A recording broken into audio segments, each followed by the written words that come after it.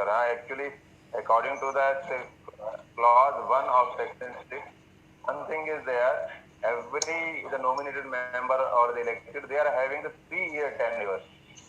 For the Haryana Council, after that again, the member will be nominated or elected. I just want to clear this thing. And the next question from Dr. Pooja Sethi again.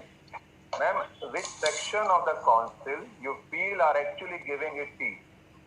Or I can say, make it a strong regulatory body. Yeah. Is there any rule, ma'am? Yeah, there are many rules in this. I would say that the content of the Council Act is very good.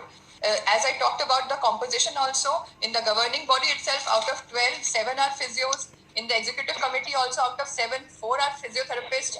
Then besides this, in section 9, there is a third clause which says that all transactions will be decided by the majority vote. That means whatever decision is taken in the council will be by the majority vote, not by the president, vice president, or any one member or the head of any committee.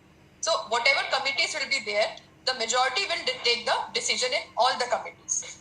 Then again, there is a section 32 on D clause. It is a very nice clause. It says that whenever there is a court case which requires, pertaining to any matter of physiotherapy, then according to the Indian Evidence Act of 1872, it gives that only a physiotherapist who is registered with the council will be allowed to go there as an expert and give his decision. That means council is already declaring us physiotherapists as experts in our field.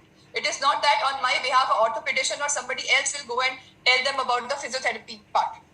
Then again, if I talk about section 39, clause 1, again, if somebody, it has very strong penalties. So if somebody wants to start a physiotherapy course, he has to take due permission from the council. If anybody is giving any unauthorized degree, diploma or certificate in physiotherapy, then there are very stringent penalties. He can be fined up to 5 lakhs. And if any association is doing so, then up to 2 lakh of fine can be charged from all the members of those associations. So this will, help in regulating the education to a great extent.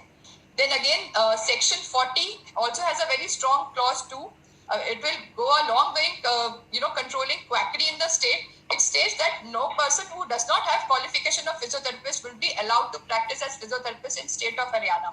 And if he commits this offence, if a complaint is received against such a quack, he can be punished with the imprisonment up to 6 months or a fine of 50,000. And on second time, this is much higher.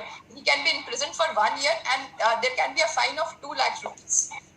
Then at the same time, there's a very nice section 47, which says that once the council is formed, then it will be making all the regulations regarding the type of equipment, standardization of equipment, the staff, qualification of the staff, the college, how much faculty they should have, what should be the student ratio. So all these things will be regulated by the council.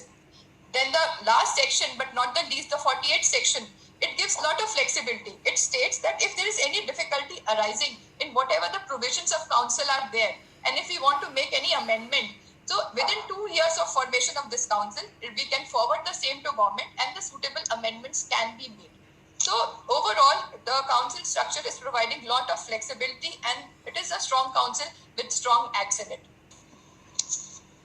Thank you, ma'am. Sir, I just want to put a few points. Mr. Mandeep Yadav, sir, about the council role in as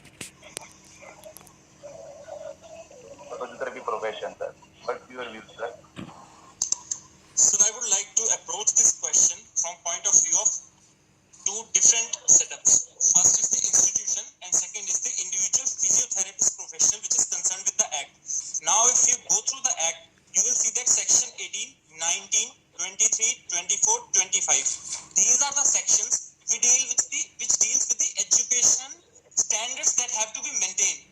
And the second part of the act which starts from section 26, I'll say, and section 33, 39, 40 and 45, as ma'am also rightly mentioned, these deals with the physiotherapist as an individual who has to get the recognition and properly it has to go through registration process so that a quack could be clearly removed from the setup. So it is a nice act which manages not only an individual but also the institution which is providing the education. So the standards could be maintained.